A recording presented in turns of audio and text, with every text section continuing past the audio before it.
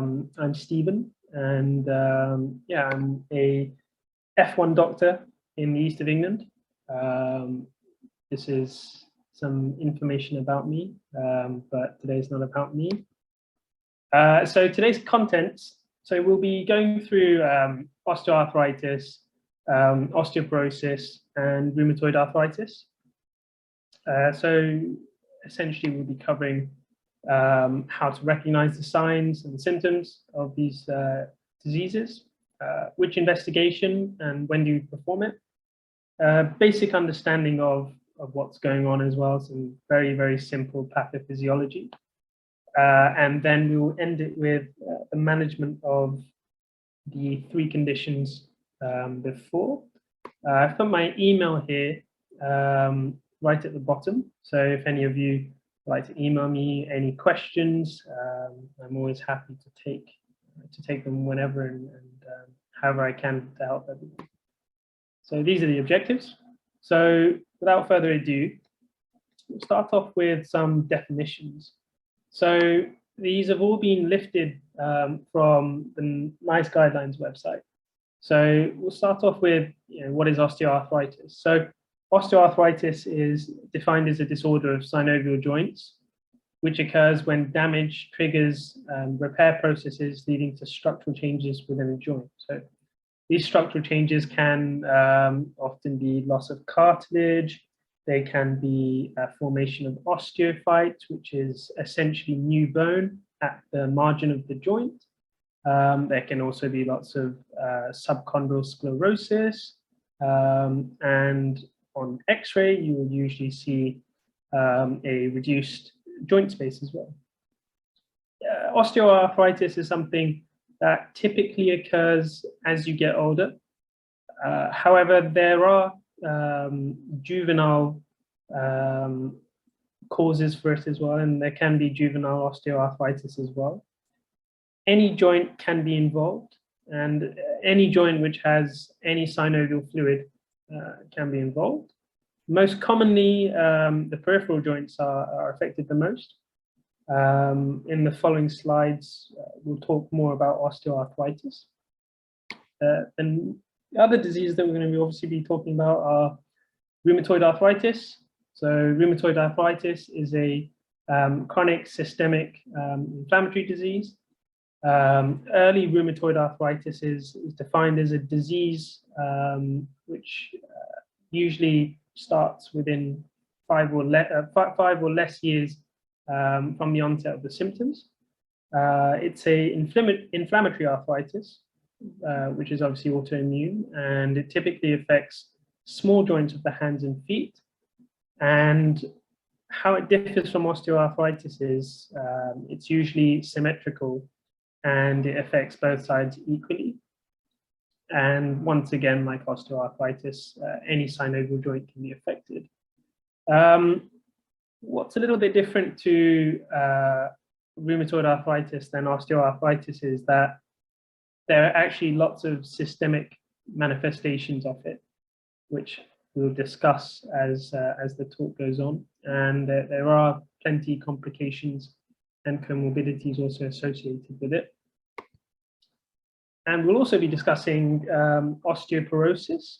So osteoporosis it's a disease characterized by low bone mass and structural deterioration of bone tissue, with a consequent increase in bone fragility and susceptibility to fractures.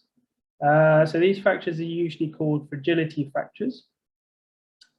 Osteoporosis isn't something that is as clinical as osteoarthritis or rheumatoid arthritis. It's often asymptomatic and often undiagnosed until a fracture usually occurs.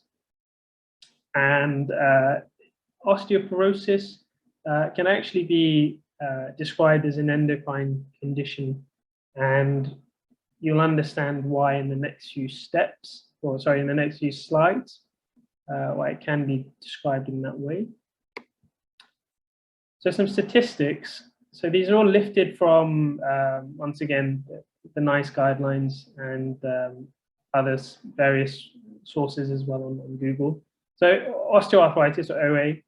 So it usually affects more females than males, and typically affects females over the age of 60 years.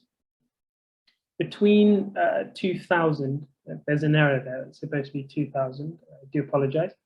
Between 2000 and 2010, there's an absolute astronomical number of people that actually sought treatment for osteoarthritis, nearly 9 million, which if you know the population of the UK, it's just over 60 million, so it's pretty much 1 in 6 had some sort of osteoarthritic changes, and they were symptomatic for it. Osteoporosis is something which is not so common in middle-aged adults. However, as you get older, it does become more and more prevalent. And at 80 years, 50% of all adults suffer from it. In general, it affects females more than males. Approximately 2 million women in the UK suffer from osteoporosis. Rheumatoid arthritis, it affects 1% of the population. So once again, if we're talking in UK terms, that's round about 1 million people. It's another condition which is more common in females than males. And quite a harrowing stat, or a fact really, is that 1 in 3 actually stop working within 2 years of its onset because of the debilitating effects of the disease. So those are some statistics to get your head around. It's always good to start with some epidemiology as well. In terms of risk factors, so osteoarthritis, there has been a lot of research into whether osteoarthritis is hereditary, and there is an element of hereditary disease. And there's also the inevitable risk of developing osteoarthritis as you get older. Females tend to have a higher risk. Individuals which are obese, due to the sheer weight on joints, which causes all of the degenerative effects of osteoarthritis, are also very common. Trauma and extensive exercise, which is quite interesting, as everyone is told to exercise as much as possible, but osteoarthritis is one condition where doing lots of exercise actually does you more harm than good. But osteoporosis, I put an asterisk there, and that's also because the risk factors are highly dependent on the risk of falls, the actual bone strength, and the other factors, as I mentioned below. So reducing BMD, so BMD is bone, basically the density of the bone, and conditions such as diabetes, falls, and endocrine diseases such as hyperthyroidism, testosterone deficiency can cause reduced bone matrix density. Malabsorption syndrome such as inflammatory bowel disease, so we're talking ulcerative colitis, Crohn's colitis, alongside celiac disease, can also cause osteoporosis. Gastrectomy and menopause. Can someone tell me why a gastrectomy may cause osteoporosis? If you can use the chat box, or feel free to unmute yourself, however.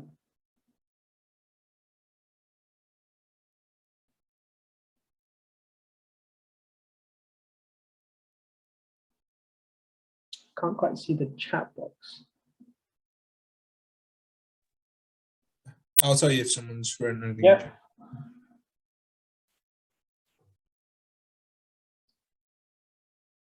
Someone suggested vitamin D deficiency.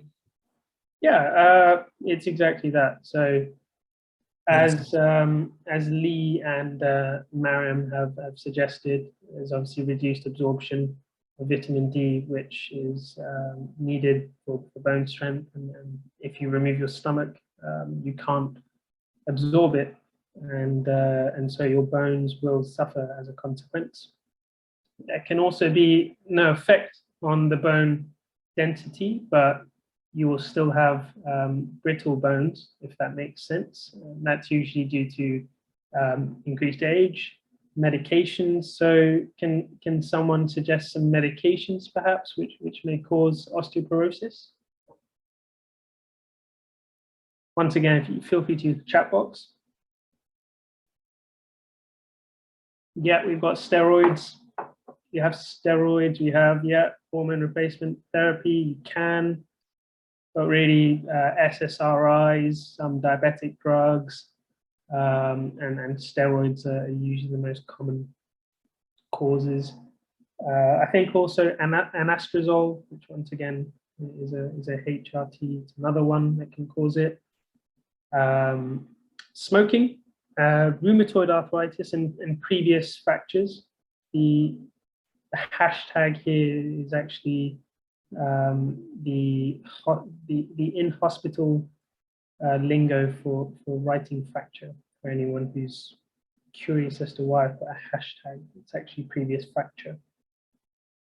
For rheumatoid arthritis, our risk factors are once again increased age, although we know that rheumatoid arthritis can actually present at any age.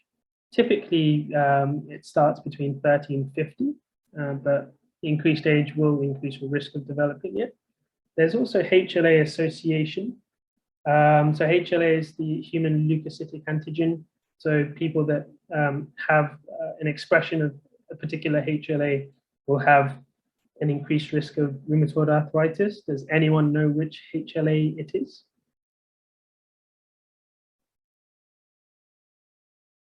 Yep, exactly, B27. Sex, so by sex, I mean gender really. So once again, females, increased risks are from smoking and obesity. I've also put G0 and P0. Can someone tell me maybe what I mean by G0 and P0? It's not GoPro. It's not my nickname or anything, for anyone wondering. Yeah, exactly. It's gravida and para. So people who have never been pregnant and who've never given birth are also at an increased risk of developing rheumatoid arthritis. I can see that there's a question saying, or asking whether I can explain the gastrectomy and the vitamin D point. So yeah, so basically when you remove your stomach is responsible for absorption of some vitamin D and also some micronutrients, which are responsible for developing the bone and also for continuing bone strength. So if you remove your stomach, you can't absorb it, you can't break down these micronutrients in these products, therefore they will basically be unabsorbed, and as a result your bone strength will suffer and it will reduce in density.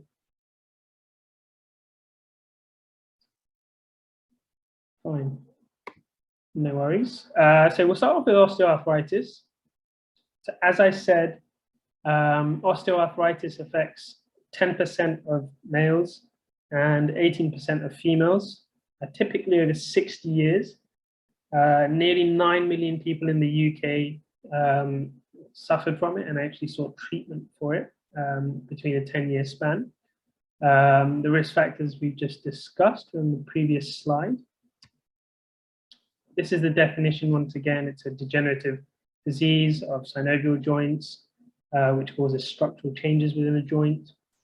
So you might be thinking, which joints are affected, the most? And there's a clear answer for you. The most common joint is the knee at 18%. The hip is the second most common arthritic joint, followed by the hand and wrist at 6% each. Yeah, so how does osteoarthritis present? This is a very typical presentation of osteoarthritis. It obviously varies with every single joint, but in general, there may be a history of activity-related joint pain. So by activity-related joint pain, I'm implying that you go for a run and then your knee starts hurting, your hip starts hurting. There's no morning joint-related stiffness, as is the case with rheumatoid arthritis. And if there is some minor stiffness, it never lasts more than 30 minutes. We obviously know that with rheumatic arthritis, or rheumatoid arthritis, sorry, the stiffness can actually put, or it can be longer than an hour sometimes. And there's obviously functional impairment, because osteoarthritis can be debilitating like any disease, and you may lose a lot of functions. You might not be able to walk, you may walk with a gait as well. On examination, there may be bone swelling, joint deformity, which we'll see in some pictures in the following slides. There'll be instability, there'll be effusion. Effusion's not very common, but there can be if there's remarkable inflammation. The joint will obviously be warm because it's arthritis and it's inflammation. There will be tenderness. The tenderness is usually suggestive of synovitis. There can be some muscle wasting and also weakness, but more than anything, you'll suffer from restricted and painful range of joint movement, and there may be some crepitus as well. This is the kind of textbook presentation for any type of osteoarthritis in any type of joint. You should actually suspect osteoarthritis as a diagnosis if a person is above the age of 45 years and they show these types of typical symptoms. So yeah, and they should ideally be treated for osteoarthritis from then on. You might be wondering, what does osteoarthritis look like on an X-ray? So first thing we'll have joint space narrowing, because well, there's going to be lots of degenerative disease, and from the joint margins there will be some osteophytes being produced, which is new bone. There will be lots of sclerosis, and all of this subchondral sclerosis will cause joint space narrowing. Osteophytes, as I said, new bone. Will also be subchondral cysts as well on an X-ray. We'll show you an X-ray in a few slides what it looks like. I do apologize for lots of information being on the following three or four slides, but I think it is quite important that you do get a good understanding of how each individual osteoarthritis of a joint presents, and the type of signs and symptoms that you should be looking for. So osteoarthritis of the knee typically is bilateral, it's symmetrical, and it usually affects the medial tibiofemoral or lateral tibiofemoral or patellofemoral compartments, with the pain localized to the affected compartment. So if it's unilateral, usually it's secondary to predisposing trauma or another type of disease in that joint. If it is a medial tibiofemoral component involvement, then it will cause anterior medial pain, and this will be on walking and running as well. If it's lateral tibiofemoral compartment involvement, then it will be anterior lateral pain. And once again, mainly on walking. And I think we've gathered the trend of the symptoms and the signs when a part of the joint is affected. So the patellofemoral involvement will obviously cause anterior knee pain, which is worse on inclines, particularly when going down as well, when flexing your knee as well, that can be very painful. And the only thing that will usually relieve the pain is by standing. So yeah. So this is what we see on an X-ray of the knee joint. So I don't know if you can see my. Yep, I think you can probably see my mouse here. So the first thing which you see straight out the barn door is that there's literally no joint space at all. Like I can't make out any sort of gap there. The next thing that I can see is I can see these type of I don't really know how to describe them, but they're kind of like sparky points on the margin of the joint. And these are the osteophytes, so that's the new bone being formed. It's much more prominent on this side than it is on the right side. This is the left side. These are the osteophytes. There's a little bit of subchondral sclerosis here. That's this here, the lines and the sclerosis of the bone. There are no cysts, luckily, but cysts can also be a presentation, as I mentioned. That's the knee done. The next one, which is the second most common joint which is affected by osteoarthritis, is the hip, and it accounts for significant morbidity. Sorry, and a lot of total hip replacements are performed due to the osteoarthritis of the hip. In terms of risk factors, as I said in the previous slides, increased age, female gender, which is almost twice as common, obesity, and even some developmental diseases in childhood, like developmental dysplasia of the hip, past disease, and other pediatric conditions as well. In terms of the features, it's usually, well, I mean, every patient who presents with osteoarthritis of the hip will obviously have different symptoms.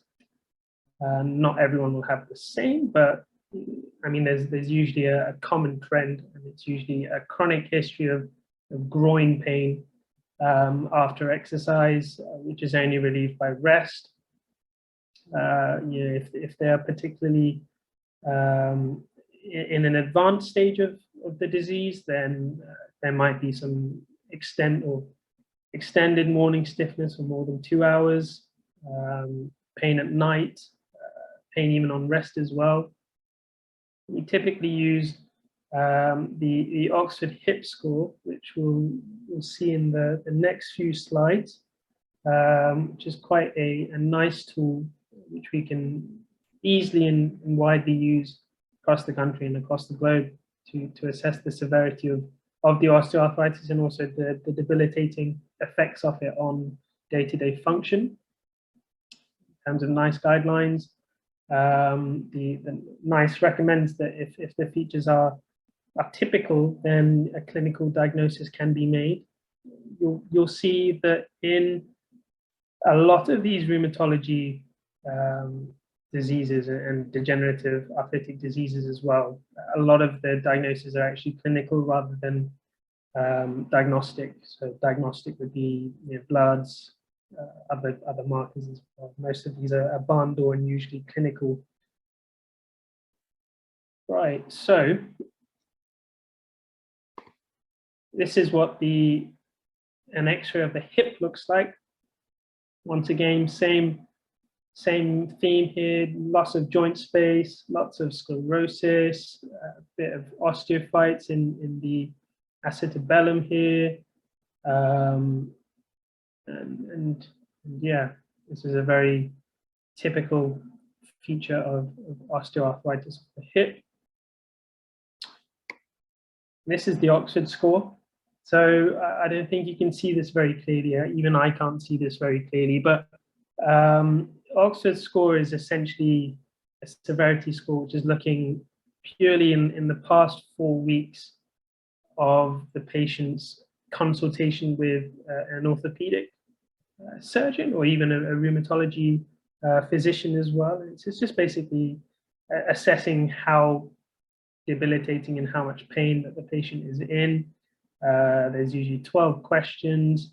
I think the total is out of 34 or 35. And there's no set boundary or criteria for when you do start treating, but if a patient's score is relatively high, then it's something which is obviously quite concerning and something that has to be investigated and actioned on. But there are people that can have quite bad arthritis, and they may not feel that it is as constrictive as it is for other people as well. So you can look this up in your spare time. It's quite a nice severity scoring system. So we've done 2 joints. The next one, which is the third most common, is osteoarthritis of the hand. So once again, the osteoarthritis can be bilateral. It usually is bilateral. It usually is affecting one joint. And over a period of many years, that one joint is really worn out quite a lot. Osteoarthritis is actually, or of the hand especially, it is sometimes referred to as nodal arthritis. In the next slide, you'll see why it's called nodal arthritis. And in terms of its presentation, it usually affects the carpometacarpal joint and the distal interphalangeal joints. Doesn't usually affect the proximal IPJ as much, but the proximal IPJ can be affected, especially in younger patients presenting with osteoarthritis.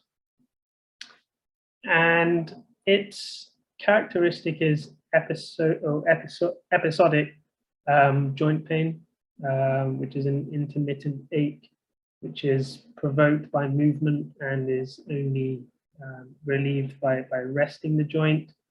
The stiffness is usually worse after long periods of inactivity, so usually after waking up.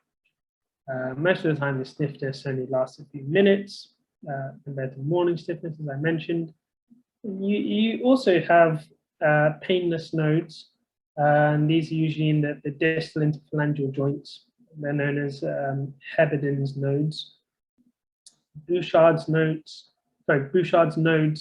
are usually at the pip, but then less common than Heberdin's nodes. They're usually the result of osteophyte formation. Can have some deformities, as I mentioned, so you can have squaring of the thumbs, which is usually affecting the carpometacarpal joint, obviously, and it results in fixed adduction. So adduction, meaning it's pointing to the other fingers, adduction. And in terms of how we can investigate osteoarthritis of the hand, obviously we want to do an X-ray, and the X-ray would just show the typical signs of osteoarthritis in every single joint.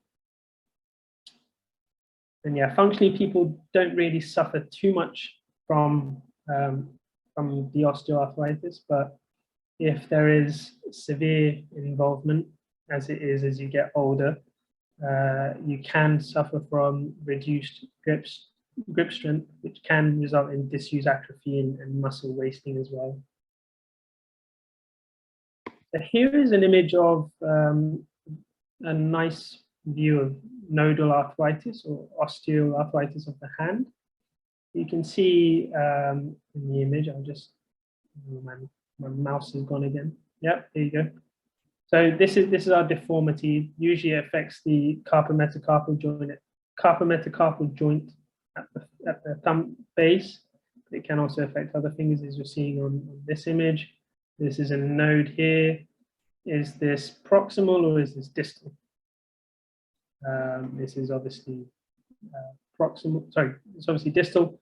And if it's a distal if it's a distal node, what is the node called? Can you please use the chat box? We just mentioned two types of nodes. One is more proximal and one is more distal. So yeah, exactly. Just trying to get the chat box up. So yeah, someone has said evidence, exactly. Brilliant. And there's obviously bony enlargement due to the sclerosis of the joint, if you can see here on the image.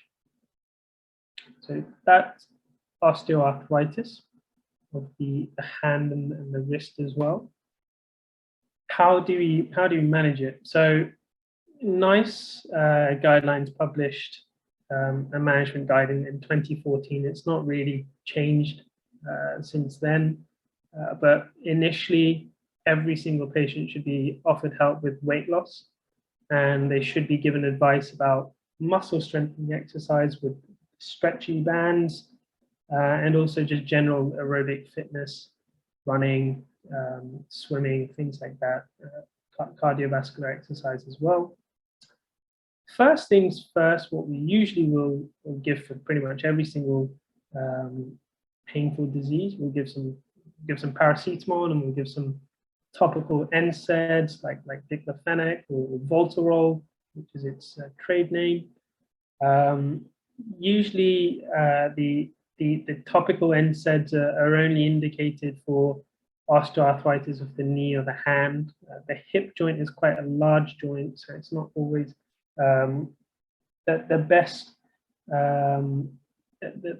choice of medication, just because there's poor absorption, and there's also quite a lot of muscle in the way, which does prevent a lot of absorption into the region. Second line treatment is oral NSAIDs. So we're talking things like naproxen, COX-2 inhibitors as well, opioids, capsaicin cream, and also intra-articular corticosteroids. Goes without saying, but we should always prescribe a PPI with NSAIDs to prevent ulcerative diseases in the stomach and also bleeding. And these drugs should be avoided if the patient takes aspirin, because they can inhibit the action of the aspirin. Non-pharmacological treatment also includes orthosis, so things like supports, braces. They can be TENS and shock-absorbing insoles of shoes as well to reduce the impact with the sheer weight of the joint. Or, sorry, the sheer pressure of the weight on the joint as well. And if everything fails, then usually the rheumatologist would refer the patient to an orthopedic surgeon for consideration of a joint replacement, aka an arthroplasty. In general, the most effective treatment for osteoarthritis in every single patient who suffers from significant pain is joint replacement, so arthroplasty. And there is a lot of selection criteria as to who's a candidate for arthroplasty and who's not. Around 25% of patients who are younger than 60 are prime candidates. If you're obese, there is research that suggests there would be some complications, especially short-term complications post-surgery. So some surgeons might not want to operate if the person is morbidly obese, but some may. In terms of long-term joint replacement survival, there's no difference in if you replace the joint in a 20-year-old or a 60 or 80-year-old. The joint usually is intact, and that's usually joint arthroplasty for you. So, discussed some osteoarthritis. Now we will have a question to test if everyone is paying attention. If if Nisarg, if you wouldn't mind taking a poll. Perfect. So I'll read this out and then you guys can answer. So a 50-year-old farm worker presents for review in the clinic. She's recently been diagnosed with osteoarthritis of the hand, but has no other past medical history of note. She takes regular paracetamol, but she's still in pain, especially considerable pain, and it is around the base of both thumbs. So what is the most suitable next step of management? It's quite varied so far.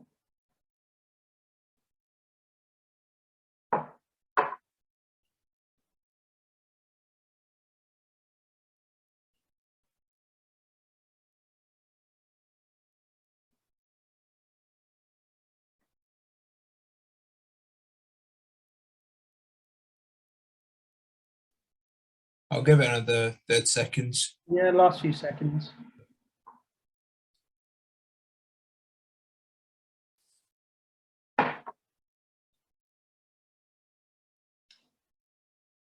Should we end it? Yeah, I'll share the results. Right, so the general consensus is add topical ibuprofen. Some people have also suggested adding oral diclofenac and lansoprazole. But as you guys saw in the previous slides, the first line of treatment for osteoarthritis is usually paracetamol and topical NSAIDs, especially in the hand and the knee. If it was the hip, then sure, you could add oral diclofenac and lansoprazole, but we're talking about the hand here. So that's why it is option 3, which is topical ibuprofen. Another question. So a 62-year-old woman presents to a GP with bilateral hip pain. The pain has been worsening over a period of 6 months and is now preventing the patient from going on her usual evening walks. The pain worsens throughout the day and is particularly bad on exercise. She drinks half a bottle of red wine every night and is a lifelong non-smoker. A past medical history is remarkable for recurrent gout and Sjogren syndrome. So what do you think the most likely diagnosis here could be? I'd like to think this is quite simple.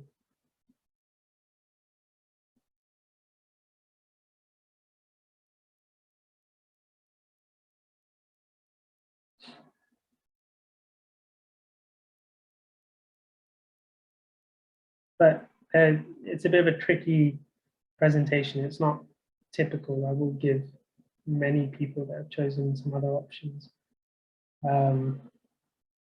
some sympathy for picking their choices. I think most people are agreeing with the same answer. So Yep. I won't be long here. I'll give that 10 seconds. If anyone wants to give a go. It is anonymous, guys, so don't worry about it. Don't be afraid. Give it a go. Should we end it? I'll end it now. Show the results.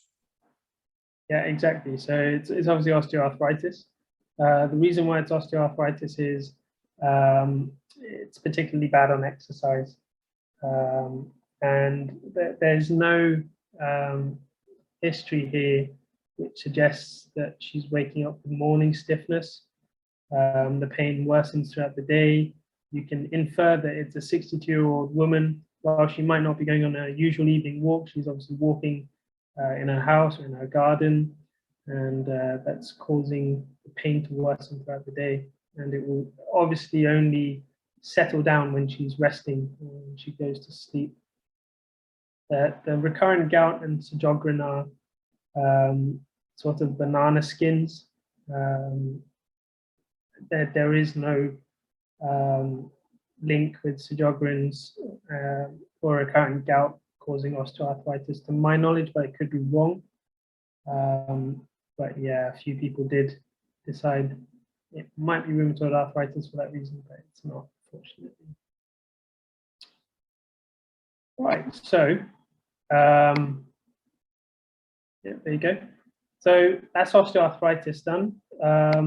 Moving on to osteoporosis now. So just to give a definition once again, this is straight from nice guidance. You don't need to go into the epidemiology and the risks, or the risks which increase the likelihood of developing osteoporosis. But we should mention that the osteoporosis is incredibly prevalent in 80-year-olds. Almost 50% of all 80-year-olds suffer from osteoporosis, and that goes all the way from men throughout women to women as well. And there are many risk factors and secondary causes of the osteoporosis, which we've obviously talked about. In terms of the basics for it, so the symptoms are self-explanatory, and they're very, very easy to remember, obviously. So it's going to cause lots of pain, it's going to cause immobility, it's going to cause bruising as well, and it may also cause a change in stature or posture. So you might be thinking about shortened stature or kyphosis as well as clinical signs for osteoporosis. There may also be crepitus if there's a fracture. And just to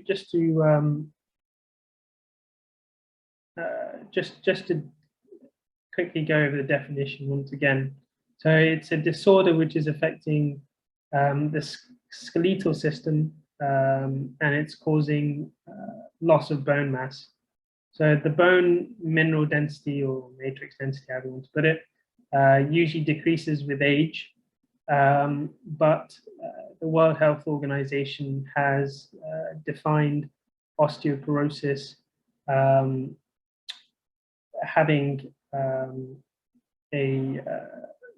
having less than 2.5 standard deviations below the expected bone mineral density for an adult of the same mean age. Osteoporosis is quite an important condition because it does increase your risk of developing fragility fractures, so i.e. non-traumatic fractures. Can someone possibly define what a non-traumatic fracture is? Use the chat box if you want, or just speak out.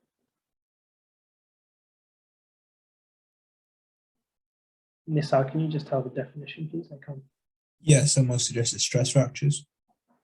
I mean, stress fracture could be, but in general, non-traumatic fractures are fractures which are caused when someone falls from a standing height. So just a simple fall will cause a fracture. Something not very traumatic. Right. So certain fragility fractures caused by osteoporosis, such as neck or femur fractures, are associated with significant morbidity, but even more worrying is the mortality. So I don't know the figures at the top of my head, but a large percentage of patients that have neck or femur fractures are actually not with us usually after 5 years due to the compound effects of the fracture on every single function of their life.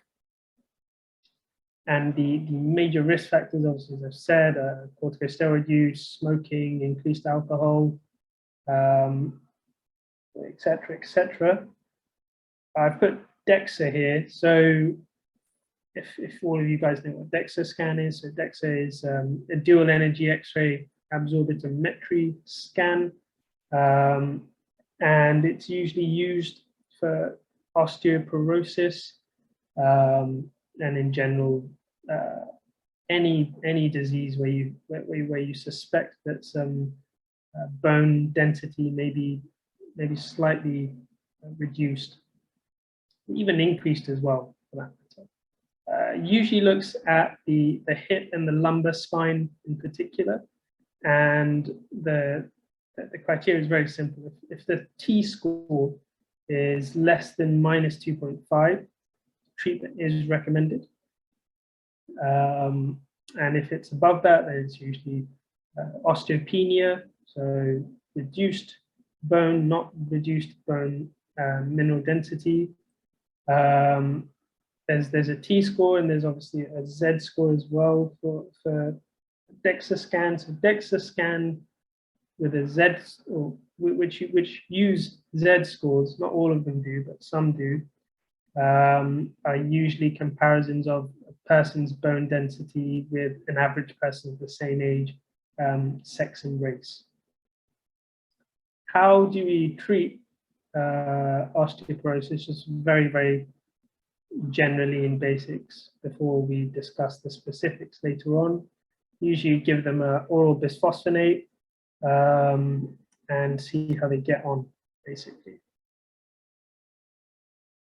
So investigations for osteoporosis. So these investigations are usually really for secondary causes. So any cause which is not explained by the ones or the causes that we've mentioned before. I think there's a question in the chat box.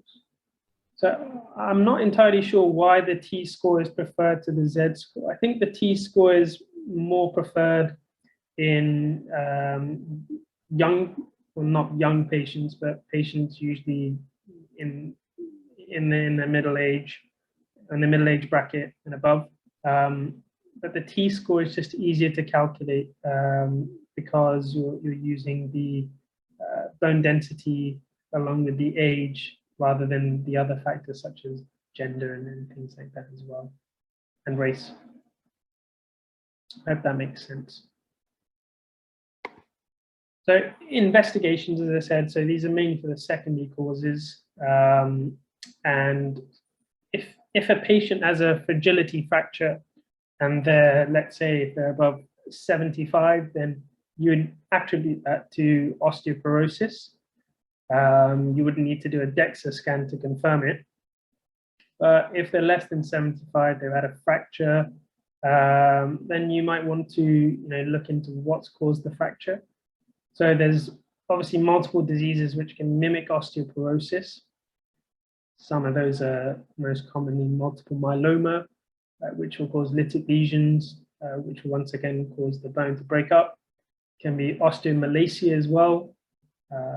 And we essentially have to try to ascertain what is causing this type of osteoporosis or these type of lesions, and we can do that by taking the bloods. Obviously, so with the bloods, you take a routine bloods, full blood count, LFTs, using these, an ESR, erythrocyte sedimentation rate, C-reactive protein, and something that I've not really mentioned here, but it might be implied with the serum calcium. Sorry, it might be implied with the usinase as the serum calcium. So serum calcium or adjusted calcium as well, either are fine, are usually a nice distinguisher between multiple myeloma or osteoporosis. But in general, if you have reduced bone density, you will be releasing more calcium, but I don't think it would be as pronounced as it would be in multiple myeloma. Also do thyroid function tests, because we know that hyperthyroidism can cause osteoporosis as well, because it increases your metabolism. And then usually DEXA scan. So those are the two different lines of confirming osteoporosis, but in medicine, sometimes two lines of investigations are not enough, and we have to do more and more and more. So for that reason, we can do radiographs, so we can do x-rays of the lateral aspects of the lumbar and thoracic spine. We can do a full myeloma screen, so we can do serum protein electrophoresis, we can do urinary Benz-Jones proteins, all of the funky immunoglobulin M spikes and things like that. We can also do a 25-OHD test, so kind of getting into endocrine territory here, which is why I said it can also be described as an endocrine condition. Testosterone levels, so there's usually sex hormone binding globulins as well, and FSH and LH even in men, serum prolactin. Also do 24-hour urinary cortisol and dexamethasone suppression tests. And also more simpler markers are usually of bone turnover as well. When they're available, they're not usually readily available in hospital trusts. So as you can see, there's a lot of bloods that you can take, and there's lots of investigations that you can take to support your diagnosis. But if you did the simple bloods with a DEXA scan, I think that would be more than okay to make a diagnosis. So we obviously know that the risk is incredibly high for fragility fractures because of weak bones. How do we actually assess it? So we have two scoring systems or scoring classifications. They are the FRAX or the Q fracture risk tool. I think maybe you guys are aware of FRAX also being used or called the Sheffield fracture score, or something along those lines as well. And these tools are usually giving us a sign of the percentage risk of the person obviously having fragility fracture, and also for the need for subsequent management, such as medications and other types of interventions that we can make. Usually, it is recalculated if the original risk was in the intervention threshold, or there's been a change in the person's risk factors. So they may have started smoking, their alcohol intake might have increased, they might have been put on steroids for whatever reason. And usually it needs to be recalculated after 2 years to make sure that the patient is in the most, or is on the most optimum plan for the management of their disease. So the first one that we'll discuss, the first scoring system will be the FRAX. So the FRAX is a scoring system which is, I know there's a Union Jack, but it's actually a universal scoring system, and it also includes international data. So it's a 10-year risk assessment for developing a fracture, and the age bracket that it's particularly useful for is obviously quite a nice age bracket, as you can see, between 40 and 90 years. It's not based on too many factors. You'll see why in the next slide when we talk about the Q fracture classification. But the FRAX score is based on the age, your sex, weight, height, previous fractures, whether you're a current smoker, if you have rheumatoid arthritis, if you also have secondary osteoporosis, your alcohol intake, whether you're on glucocorticoids as well. Typically, bone mineral density isn't usually incorporated into the FRAX, but it can be added to give you a better score to assess the probability. We usually categorize the FRAX score into low risk, intermediate risk, and high risk. If it's a low risk score, we usually just reassure the patient and we give lifestyle advice such as exercising, believe it or not, reducing your alcohol intake, and perhaps, if possible, not drinking alcohol at all, healthy diet, not smoking, so smoking cessation should be offered, and other various aspects of lifestyle advice. If it's an intermediate risk, then you should offer a bone mineral density test, such as DEXA scan, to see if there's signs of osteoporosis based on the T-score. And if the patient is a high-risk patient, then we need to offer protection to prevent them from developing a fracture within the next 10 years. So this is the FRAX score. It's not as sophisticated as Q fracture score. So this is a score which is based on UK data. Once again, 10-year risk assessment. I mean, the age bracket here is actually between 30 to 99, but really it's only useful between 45 and 99. So it's still much better than FRAX, for example. Exclusively based on UK data.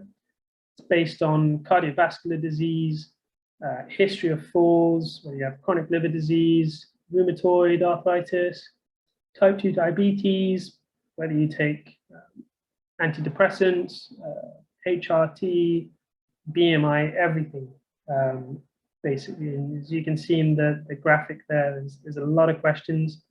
You can even calculate the risk from year to year as well, which is quite nice, and might be something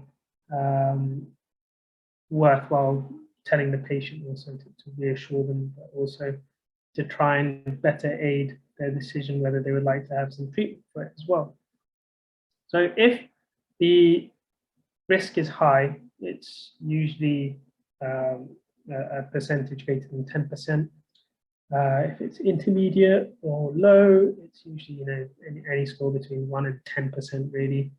And as with FRAX, you'd probably offer a DEXA for intermediate risk. And with low risk, you would try and get the patient, or try and encourage the patient to alter their lifestyle and make those types of modifications before medications are taken, or medications are considered. These are two scoring systems.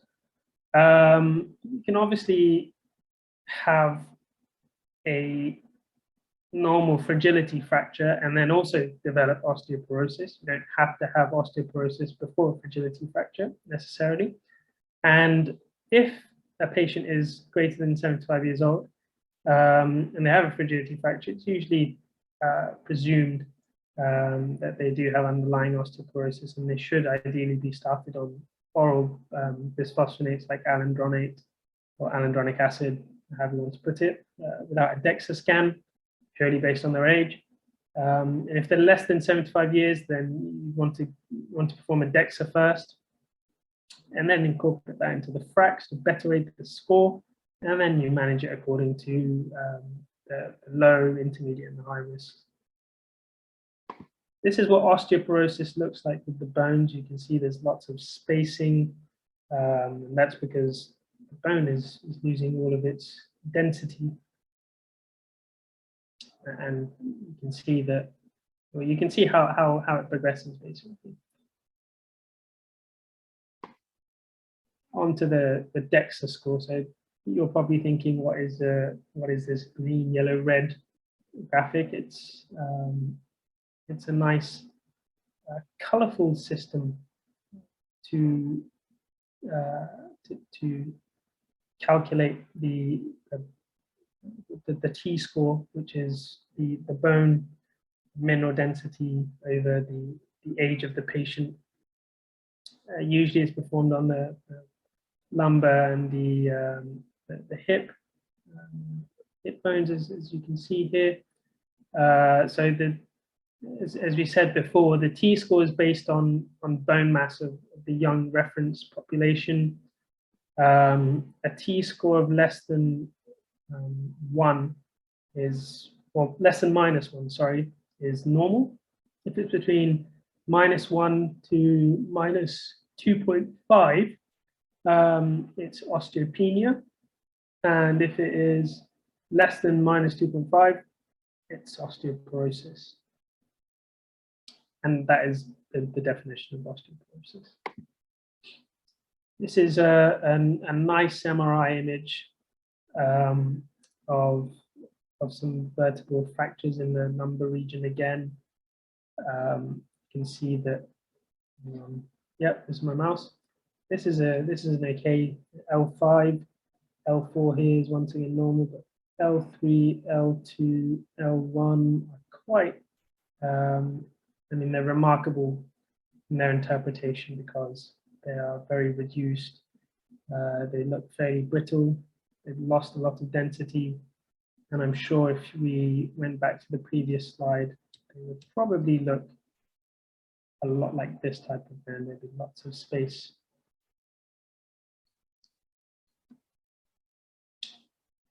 So, as I mentioned, how do you manage it? So, first line is always alendronate or alendronic acid. If someone cannot tolerate alendronate or alendronic acid, we can give some second line bisphosphonates like risendronate or etidronate. Can someone tell me why people don't tolerate alendronic acid? In the chat box, or feel free to mute yourself. Yeah, esophagitis. So alendronic acid is an interesting drug because you can either take it daily or you can take it weekly. It's 10 mg if you take it daily, or 70 mg if you take it on a particular day of the week. Usually you should take it with a big glass of water, and you should take it sat up, and you should usually sit up for half an hour after taking it because of the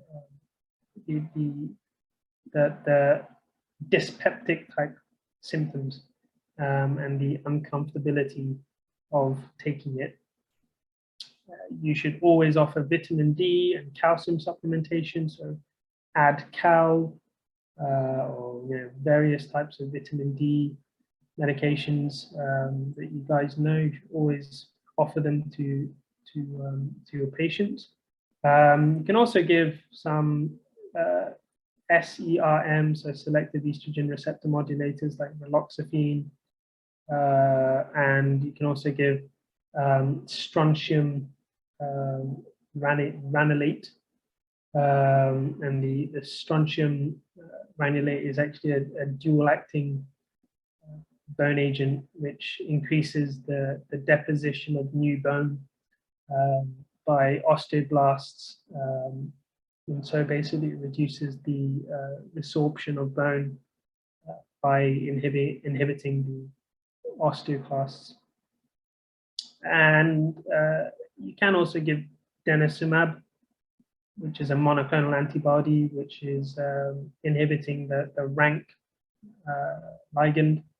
Denosumab is not given freely. By freely, I mean it's not given to any patient, even though it's very, very effective. And that's because there's various criteria that a patient has to fulfill basically to get it. And it's usually given as a single subcutaneous injection every 6 months. And yeah, I've put surgery here. Usually you wouldn't perform surgery on osteoporosis because the bone might be so weak, but if there might be some trauma in someone's life, and if they've had lots of fractures, then I could be. It could be an option for them to undergo a prophylactic hip replacement or hip arthroplasty to prevent them from developing osteoporosis. I was trying to find some literature on this. I could be completely wrong, but I do remember reading about this in my orthopedics finals. So yeah, there's a potential for surgery as well. We can also provide hip protectors, and there's evidence to suggest that significantly reduces hip fractures in nursing home patients particularly. But compliance is a bit of a problem, as you can imagine. And alongside medical therapy or surgical therapy, we can obviously do falls risk assessments as well. Well before any medication is given, and this can be inpatient, outpatient. But there's no evidence to suggest that it reduces fracture rates more. Probably more for your suspicion of a fall when a patient presents with some type of pain in the hip or elsewhere. So, some questions. Now that we've gone through osteoporosis, you should be able to find this quite easy. So, a 68-year-old woman visits the outpatient department for a review of osteoporosis. She's booked in for a DEXA scan because she's less than 75 years old. A T-score from a scan is recorded as -1.6. Her consultant wishes to calculate her Z-score. Which factors are required to calculate this?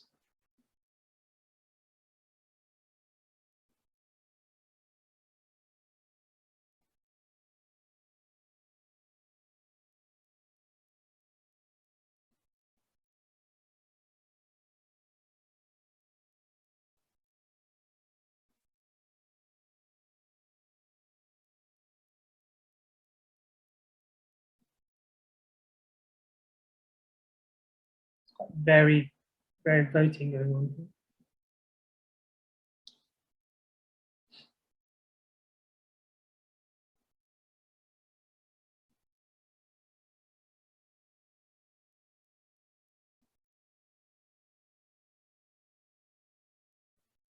Still time for everyone to vote. Still a few people.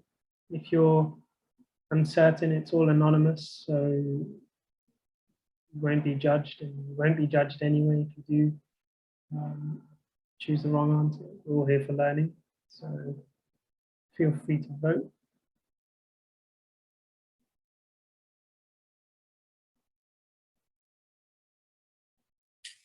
Give it about 10 more seconds. We'll get the final votes in.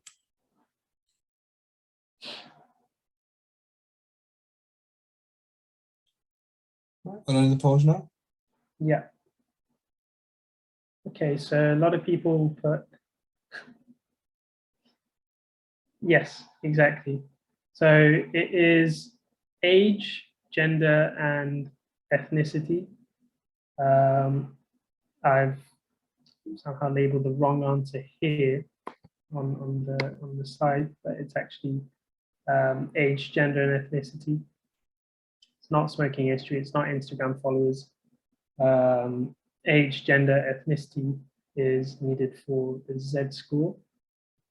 The next question, an 83-year-old lady visits your clinic and is wondering whether she needs something to protect her bones because she's been a studious patient and she's read up on her condition. Her past medical history is that she had a neck of femur fracture 10 months ago. She has CKD stage 4. She suffers from hypertension, and she also has ischemic heart disease. After her neck of femur fracture, she was discharged with alendronic acid. And this was stopped 6 months ago. because she was getting quite a lot of acid reflux. She was unable to tolerate the residronate for the same reason. A DEXA scan showed a T-score of -4.2. So, with that in mind, what is the most appropriate action?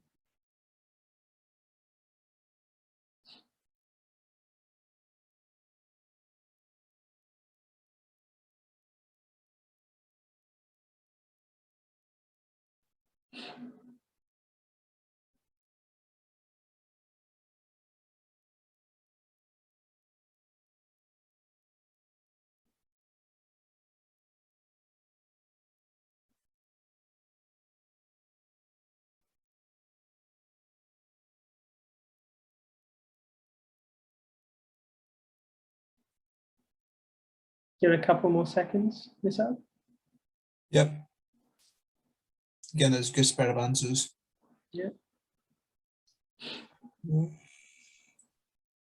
Give it 10 more seconds, just get your final version.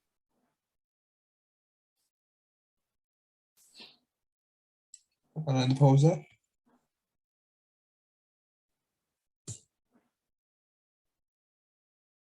Yeah, so the correct answer is we would consider this the monoclonal antibody. We would consider the denosumab, and that's because a repeat dex is not really going to give us much. Treating with calcium and vitamin D supplements, we should be doing that anyway, along with the denosumab. IV bisphosphonates such as zoledronate. The catch here is a lot of people voted for D. But the catch here is IV bisphosphonates don't exist. And even if they did, we wouldn't give them an IV bisphosphonate if they're unable to tolerate two bisphosphonates. So yeah, we would consider denosumab. As I said, denosumab does have high criteria selections for it, but it's a very, very effective drug, and it does help with osteoporosis. I think there should be one more. Yeah, so a 77-year-old Afro-Caribbean woman suffered a neck of femur fracture again after slipping whilst on a walk. Her past medical history is ischemic heart disease and rheumatoid arthritis. She went through menopause at 55 and was a keen jogger until then. A DEXA scan was performed as an outpatient and returns a score of -2.9 is the t-value, indicating that she suffers from osteoporosis. Which feature of the patient's history is most associated with an increased risk of osteoporosis?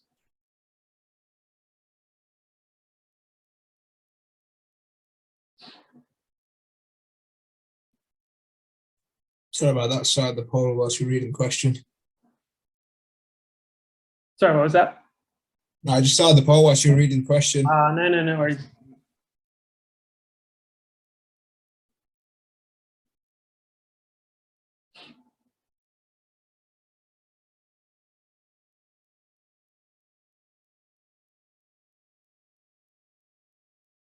You'll have to cast your memories back to the first few slides. I think it's quite easy, this question as well. Makes sense as well. I'll give it 10 more seconds. So good consensus on this question. All right. And the pause there. Show the results. And so, yeah, very correct. A lot of people have correctly put rheumatoid arthritis as the option. It's not late menopause. If anything, the menopause would help, or would protect her from developing osteoporosis, really, because you know the estrogen is responsible for binding, not binding, but for increasing the bone mineral density and from preventing osteoclasts from wreaking havoc on the bones. It's not rheumatic fever, unfortunately. It's not ischemic heart disease. There's no correlation with ischemic heart disease and risk of osteoporosis.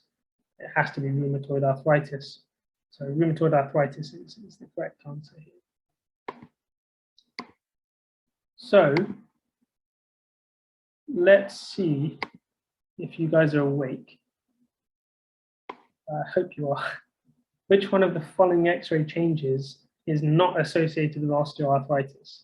Is it decreased joint space or subchondral sclerosis, subchondral cysts, osteophytes at the joint margin, or is it periarticular erosions? Which option do you think it is? To revise a bit of osteoarthritis as well.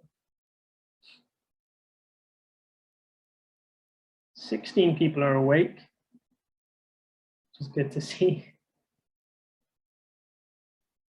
Yeah.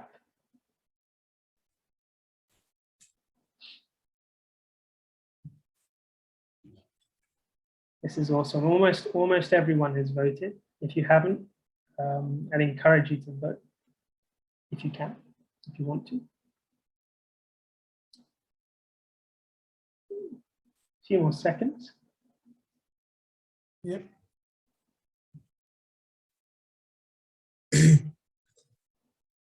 I think most of you have answered the question on the poster. Exactly. So the correct answer is periarticular erosions. That's absolute nonsense. You will not see that on the X-ray. It's the first four are the cardinal signs of osteoarthritis on an X-ray. Right, moving on to rheumatoid arthritis. So we discussed the osteoporosis and osteoarthritis. Let's move on to the autoimmune diseases. You guys know what rheumatoid arthritis is. You know the risk factors for it. So you know the increased age, HLA-B27 association, your gender, particularly females, are an increased risk. If you're a smoker, unfortunately, you're at risk. If you're obese, another risk. And if you've never given birth or you've got pregnant, unfortunately, also another risk. So how does rheumatoid arthritis present? So these are the typical features. So for a suspicion of rheumatoid arthritis, you have to have persistent synovitis. It's not just temporary synovitis, it's always there, it's always bothersome, it's always affecting your functional capacity. It is usually symmetrical. It's usually seen in the small joints of the hands and the feet, but any joint can be affected because it has synovial fluid in it.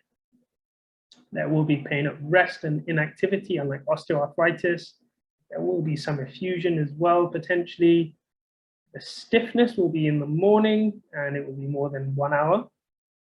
You may also have rheumatoid nodules. So rheumatoid nodules, you'll see in the next images what I mean about that. And I would say on the whole, the presentation for rheumatoid arthritis is usually insidious and it develops over a few months. And that's why I've put kind of general features of illness. So, you know, feeling weak, just generally feeling awful, malaise, fever as well, obviously. They can mask it. Patients may be hesitant to get themselves checked out for those reasons. You can also have a positive squeeze test. I haven't mentioned it here, but a positive squeeze test is basically when you have discomfort on squeezing across the metacarpal or the metatarsal joints. You can also have some deformities as well. I haven't mentioned that. You can obviously have some swan neck deformities, or even boutonniere deformities. I'm sorry if I butchered that. French is not my forte. Yeah. And you obviously have the extra-articular manifestations like every other autoimmune disease. So the most common ones are vasculitis and the keratoconjunctivitis sicca and pulmonary fibrosis, many others as well. So this image will show you some of the rheumatoid nodules that I discussed in the previous slide. So these are the nodules here. They're in the PIP. This one's obviously quite a sizable nodule. They can ulcerate as well. They can become very inflamed. If they are inflamed, you would probably think that this person might be having a rheumatoid flare-up. We'll discuss rheumatoid flare-ups in the next slide. And this very nice X-ray shows the deformities of the joints here. That is an incredibly misaligned thumb, and the second and the third digits are also quite remarkable, as I think many of you would agree. Right, so these are the complications, and I mean, really, they're the extra-articular manifestations, but really they're the complications. And they can occur in patients with rheumatoid arthritis. So respiratory-wise,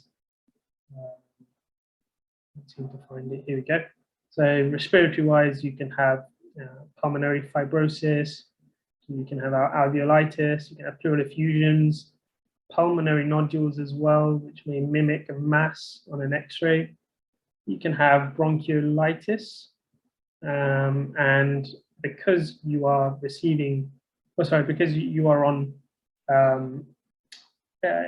methotrexate usually, which is an immunosuppressant, you can even develop methotrexate pneumonitis and also pleurisy as well.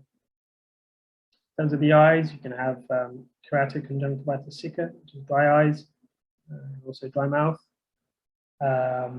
So you can see that there's quite a lot of hyperemia in the eyes, and it's a conjunctival injection here. You can even have corneal ulcerations, which are quite nasty. You can have episcleritis. So all of these things are also quite a common theme with other autoimmune diseases like ulcerative colitis, Crohn's disease as well. And another unfortunate side effect of receiving the treatment for the rheumatoid arthritis is you can even have steroid-induced cataracts as well, and that sometimes can mimic an extra-articular manifestation. You can obviously have osteoporosis because we discussed osteoporosis in a reasonable length, I'd like to think.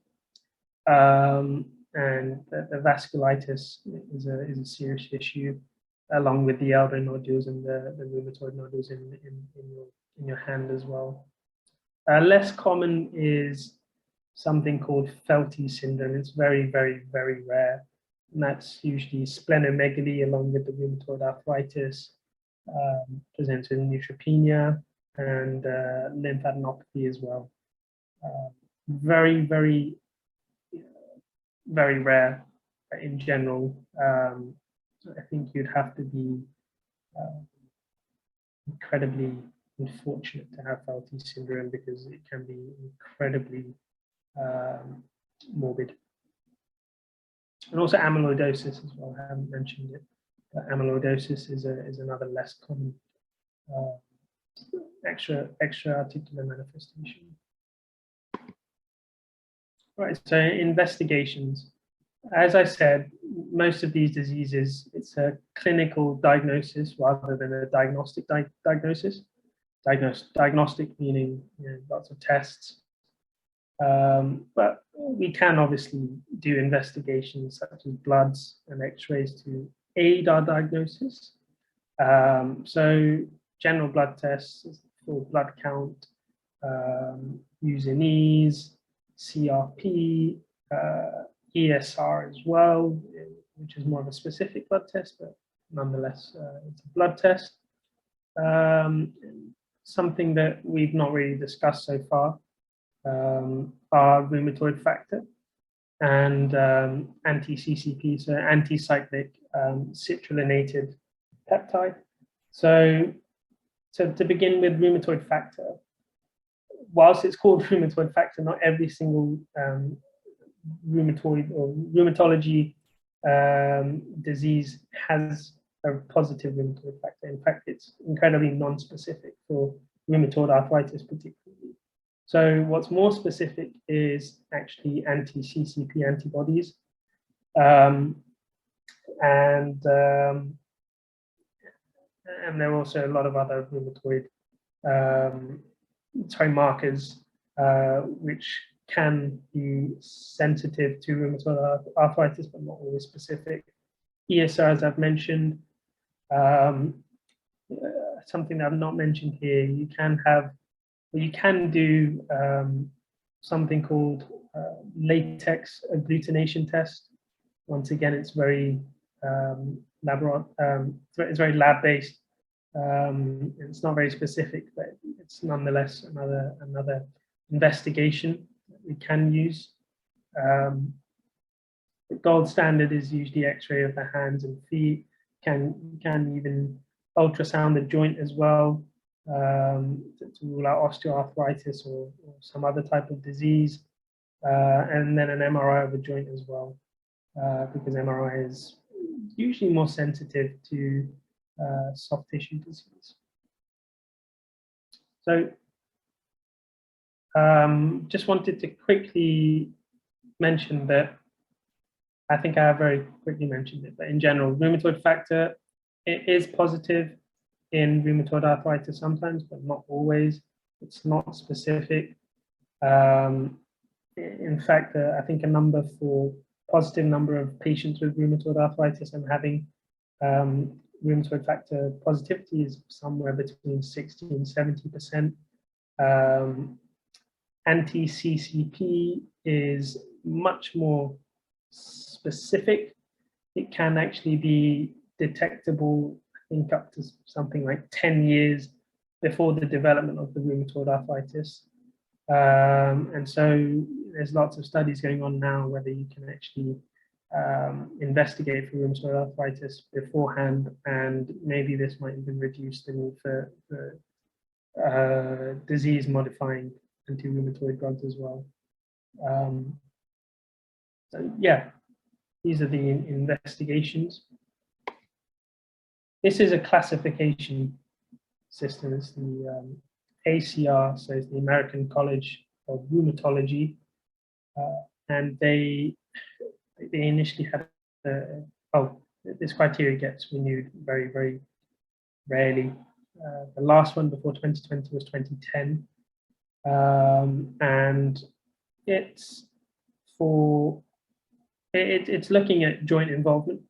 It's looking at serology and also your acute phase reactants, which are being obviously produced by the liver, and the duration of the symptoms as well, because we know that rheumatoid arthritis is something that's chronic.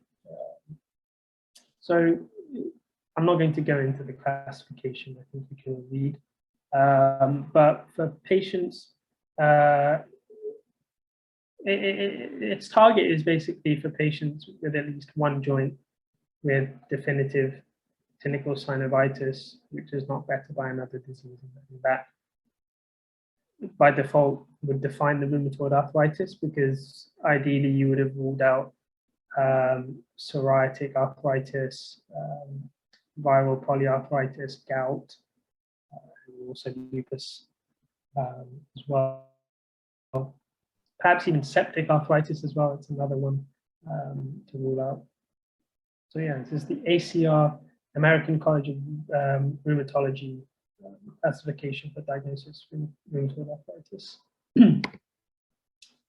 How do you manage it? Like I said, initially you would trial a monotherapy of DMARD, so methotrexate, sulfasalazine, hydroxychloroquine, and leflunomide, not to be mistaken with thalidomide. Do not use thalidomide anymore, use leflunomide. And usually you give it a short course of prednisolone as well. And it's usually a bridging phase just to ensure that the rheumatoid disease is in remission.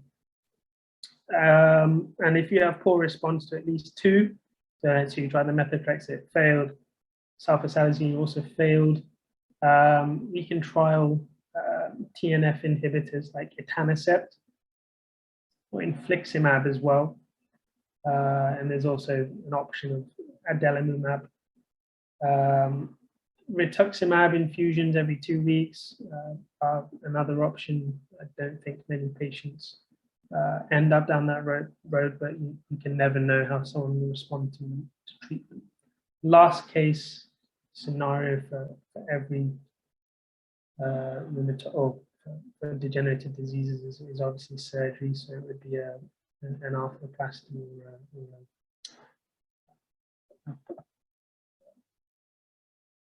or a partial replacement as well, possibly a hemi.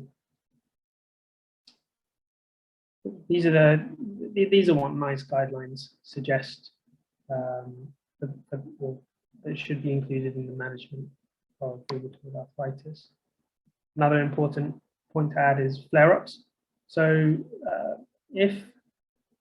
I mean, in terms of worsening symptoms, so this is a typical presentation of an acute flare-up of the rheumatoid arthritis. So worsening symptoms, you've excluded septic arthritis, so there's no hot and swollen joint, there's no septic features as well, like the usual hypertension, high lactate, all of that. And the first thing you should usually do is you should ask for specialist advice. Obviously, you should always escalate to seniors as well. You can start off by giving a short course of glucocorticoids. That's what NICE guidelines suggest and recommend. They can either be intra-articular, so in the joint or in the muscle, or even PO as well. And an NSAID as well, along with it. If you're giving an NSAID or you're starting someone on an NSAID, goes without saying, you should always give them PPI cover as well. And you would try to stabilize them with this type of regimen for perhaps 4 to 6 weeks to see if they respond to that, and then they can obviously go back to their, well, I mean, they will be using their monotherapy alongside this, of course. But after 6 weeks, you can always assess, and if things get worse, you can always ask for a specialist rheumatology opinion as well.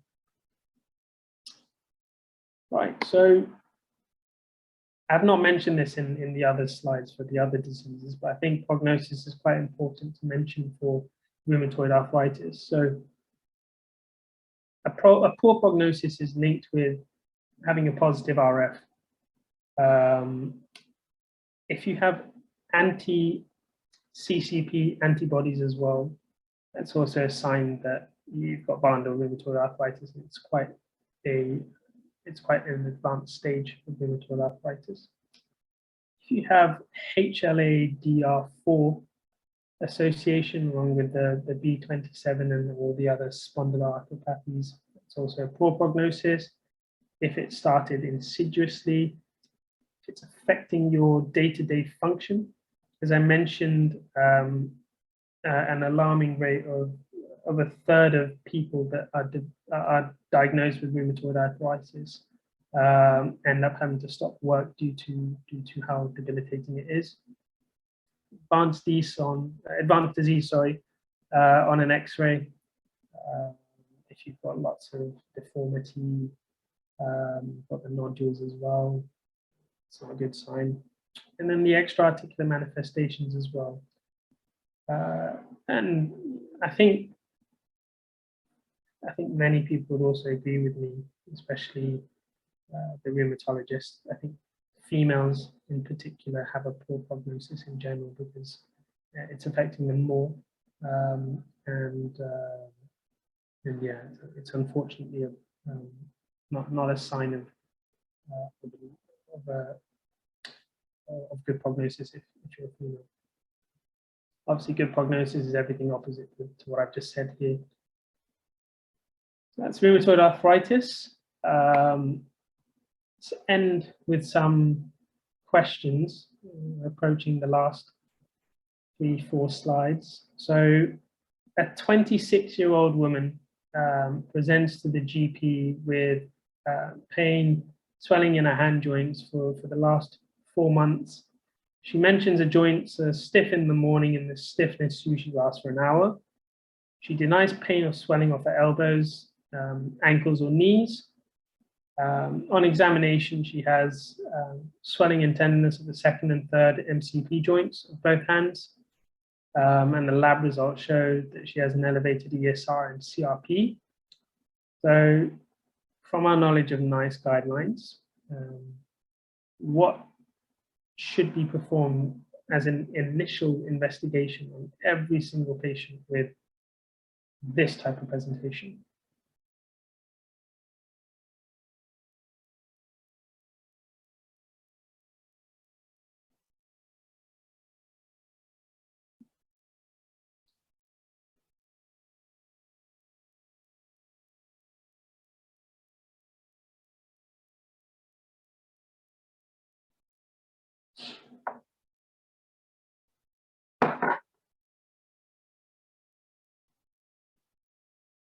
Last few seconds. Yep.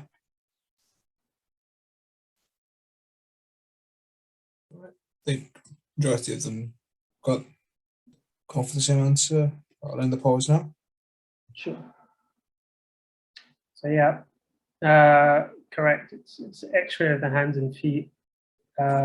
Anti-anchor and ANA are not indicated at all. They're actually auto antibodies which are occurring in vasculitis syndromes. This patient doesn't have any symptoms of vasculitis, not that I can see. And ANA is more for SLE, along with one of the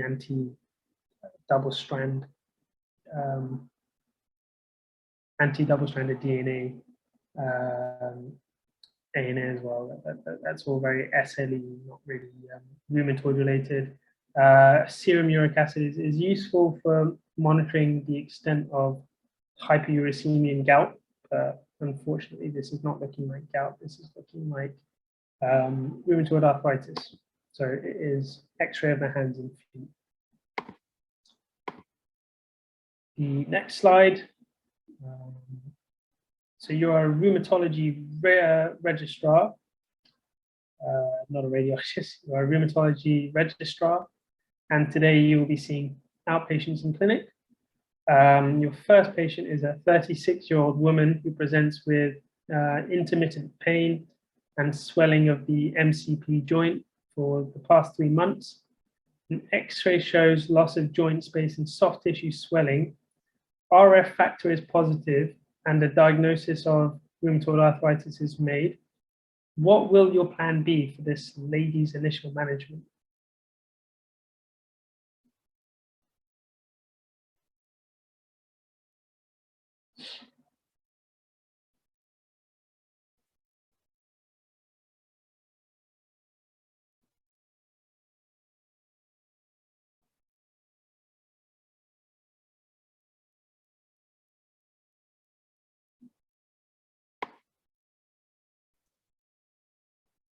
Majority of the people are going for the same answer here.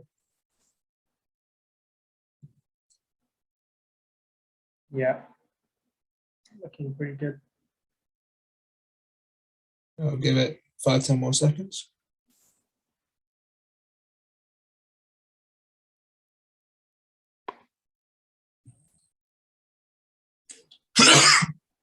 All of you guys corrected. Oh, sorry, all of you guys answered correctly. It is methotrexate and a short case of prednisolone. If you remember correctly, NICE guidelines state that you should only trial a monotherapy of a DMARD, and you shouldn't double up by giving some sulfasalazine along with a methotrexate. Can someone tell me if this lady was pregnant, can someone tell me how would that change things, for example? This is completely off piece. This is not part of the script. But if someone can use the chat box, how would this change things?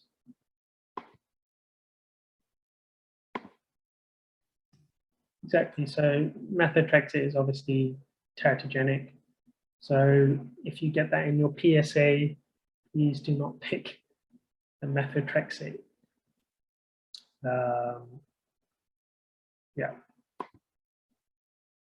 And of course, if she had a UTI as well, you wouldn't give her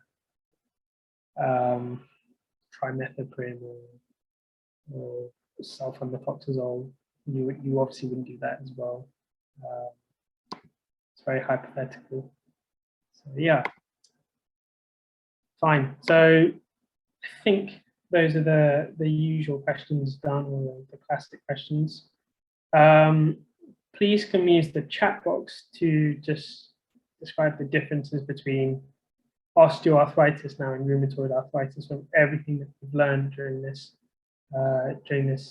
seminar. I'd like to see what you guys think about differences and how can you tell them apart. So please use the chat box again.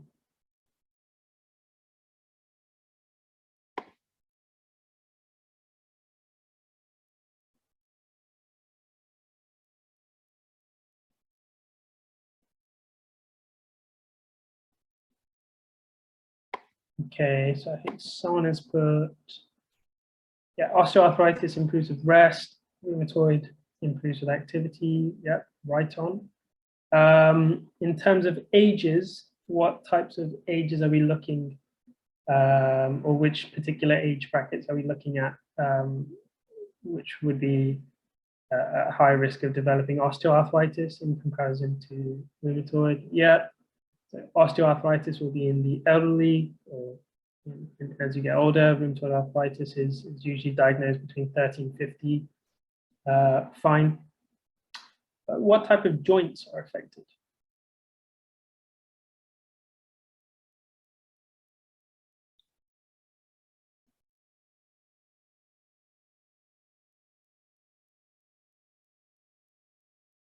So with, yeah, synovial joints, it's a good answer. But osteoarthritis is, yeah, large weight-bearing joints. Rheumatoid arthritis is the small MCPs, PIPs, DIPs, all of that. In terms of X-ray findings, can someone perhaps tell me the differences in terms of an X-ray? Something that I actually haven't talked about in this, or in the rheumatoid part, but if any of you know, yeah. So yeah, osteophytes in osteoarthritis. Rheumatoid arthritis will have, once again, loss of joint space, but rheumatoid arthritis will actually have periarticular erosions and subluxations. So the question that I asked to see if any of you were awake, it was actually periarticular erosions, but the periarticular erosions are more common in rheumatoid arthritis. If someone has put rheumatoid arthritis, soft tissue swelling, yes, I would tend to agree with that. I think there'd be more soft tissue swelling physically on examination, and also clinically. Physically and also diagnostically if you did an MRI, if you did an ultrasound as well. But it all depends on the osteoarthritis. If it's really, really bad, then there could be an element of an effusion as well. So yeah, I think with that, I have run out of things to say. Thank you everyone for paying attention. My references were NICE guidelines, Fast Medicine Textbook and Ration Bank,